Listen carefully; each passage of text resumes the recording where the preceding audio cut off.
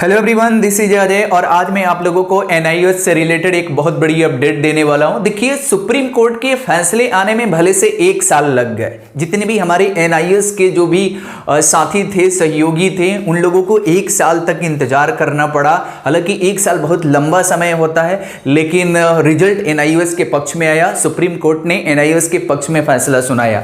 लेकिन उसके बाद से जितने भी रिजल्ट पेंडिंग पड़े थे, चाहे टीआरई 1 हो गया, टीआरई 2 हो गया, जो बच्चे पार्टिसिपेट किए थे टीआरई 3 में, उन लोगों को जो रिजल्ट में पेंडिंग पड़ा हुआ था, वो सब लोगों को रिजल्ट अब धीरे धीरे जारी किया जा रहा है। इवन कैरियर्स का भी जो रिजल्ट है अब जारी कर दिया जाएगा। इसका रीजन ये है कि एनसीईटी ने हर एक डिपार्टमेंट में, यानी एजुकेशन डिपार्टमेंट में लेटर लेकर के सेंड कर दिया। उन्होंने बताया कि जो भी बच्चे का एनआईएस के जितने भी स्टूडेंट थे, उनका रिजल्ट अगर पेंडिंग में पड़ा हुआ है तो उसकी लिस्ट जारी किया जाए, ताकि उन बच्चों को जो भी रिजल्ट है जो पेंडिंग, उनको डिक्लेयर कर दिया जाए।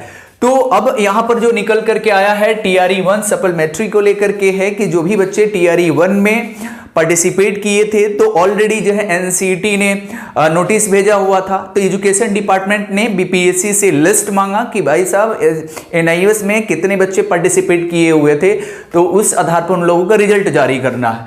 तो अब यहाँ पर एक नोटिस यहाँ पर ये कह सकते हैं कि जारी किया गया है कि जितने भी एनआईएस से जितने भी बच्चे टीआरई 1 में पार्टिसिपेट किए हुए थे, उन लोगों का काउंसलिंग कब होना है, ये हम लोग देख लेते हैं। यहाँ पर उनकी एक नोटिस ये कह सकते हैं जारी किया गया है।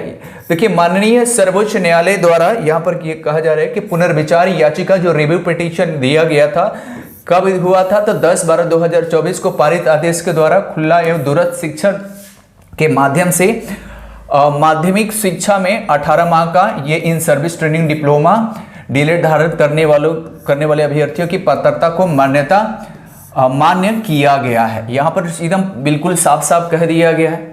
अब कह रहे हैं कि उक्त के आलोक में बिहार के लोक सेवा आयोग पटना की विज्ञापन संख्या, ध्यान रखेंगे जब टीआरई 2 टीआरई 1 जब आया था, तो ये आपका 26/11 ये आपका विज्ञापन संख्या है टीआरई 1 के लिए। आलोक में प्राथमिक विद्यालय में वर्ग 1 से लेकर के 5 तक के विद्यालय में अध्यापक पद पर नियुक्त हेतु प्रकाशित पूरक परीक्षा फल के अंतर्गत औपबंधिक रूप से सफल घोषित अभ्यर्थियों को प्रशैक्षणिक पत्र का सत्यापन किया जाना है। यानी कि जो भी स्टूडेंट उसमें पार्टिसिपेट किए थे टीआरई 1 में सप्लीमेंट्री वाले, और उनका जो डॉक्यूमेंट वेरिफिकेशन नहीं हो पाया था, जो कि उनके ऊपर स्टे लग गया था, तो अब उनका जो डॉक्यूमेंट वेरिफिकेशन है अब उसको किया जाना है। ठीक है ना। सभी योग्य अभ्यर्थियों को सूचित किया जाता है कि दिनांक 10/2/2025 को समय 10 बजे यहाँ पर दिया है, डॉक्टर मदन मोहन झा स्मृति सभागार शिक्षा विभाग में न्यू सचिवालय विकास भवन में बेली रोड पटना। समय यहाँ पर दस्तावेज के साथ साथ यहाँ पर आप लोगों को पहुँचना है। यानी कि जो भी अभ्यर्थी जो टीआरई 1 में सफल हुए थे और उनके रिजल्ट पेंडिंग रह गई थी, अब ये जो दस्तावेज है, कुछ दस्तावेज यहाँ पर दिया गया है, इस दस्तावेज के साथ आप लोगों को ये जो एड्रेस है उस एड्रेस पर आपको पहुँचना है। बाकी यहाँ पर विवरण दिया हुआ है।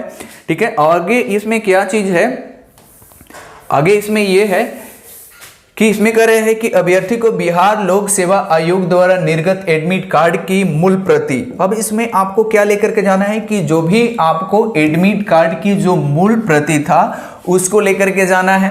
दूसरा, बिहार लोक सेवा आयोग के विज्ञापन संख्या इतना दिया है, आलोक में प्रकाशित पूरक परीक्षा फल में दिनांक 14/12/2023 के क्रम में जिला आवंटन संबंधी औपबंधिक सूची, जिसमें जिला का नाम, अभ्यर्थी का क्रम संख्या एवं रोल नंबर का विवरण दर्ज है।